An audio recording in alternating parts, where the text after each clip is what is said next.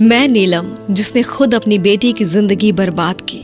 मैं एक बार डांसर हूँ और एक बिन ब्याही माँ भी हूँ। मैंने बहुत से लोगों को डेट किया, लेकिन उन सब में कोई एक ऐसा था जिससे मैं बेहद प्यार करती थी और उससे शादी करने के सपने देखा करती थी। वो शहर का सबसे अमीर बिजनेसमैन देवेश आहूजा था, जो पहले से ही शादीशुदा था और उसने मुझे उस वक्त छोड़ दिया जब मैं प्रेग्नेंट थी। और इसके बाद मैंने अपनी बेटी टीना के साथ वो किया जो एक माँ कभी नहीं कर सकती थी। मैंने अपनी बेटी को एक मजबूरी की वजह से उसको देवेश आहूजा के घर छोड़ दिया, जहाँ उसे तिल तिल मरना पड़ा और अपनी जिंदगी को नर्क बनाना पड़ा।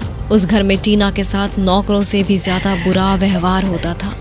आज मेरी बेटी टीना 18 साल की हो चुकी है, लेकिन मैं उसके बर्थडे गिफ्ट में उसे एक ऐसा गिफ्ट दे रही हूँ जिसके बारे में जानकर वो क्या सारी दुनिया मुझसे नफरत करने लगेगी। लेकिन मेरी ये मजबूरी है। अगर मैंने ऐसा नहीं किया ना, तो मेरा वो काला सच दुनिया के सामने आ जाएगा, जिसे मैंने अब तक छिपा कर रखा है, और सब कुछ तबाह हो जाएगा। मैंने अपनी बेटी की शादी विक्रम चावला से तय कर दी, जो बेहद स्मार्ट, हैंडसम और चावला ग्रुप ऑफ इंडस्ट्रीज का मालिक है और टीना से 14 साल बड़ा है। विक्रम को भी टीना बेहद पसंद थी, लेकिन टीना को इस बारे में कुछ पता भी नहीं था। लेकिन एक दिन अचानक जब टीना को इस बारे में पता चला, तो वो मुझ पर बरस पड़ी और उसने मुझसे कहा, माँ आप ये कैसे कर सकती हो? मैं तो अभी बस 18 साल की हूँ और आप मेरी शादी विक्रम अंकल से करवा रही हो, लेकिन क्यों? उसकी ये बात सुनकर मुझे एक जोर का धक्का लगा। मुझे समझ नहीं आ रहा था मैं उसे कैसे समझाऊं, लेकिन फिर मैंने उससे कुछ ऐसा कहा जिसके बाद वो शादी के लिए मान गई। शादी के बाद टीना को विक्रम का एक ऐसा राज पता चला जिससे वो सीधे मेरे पास आई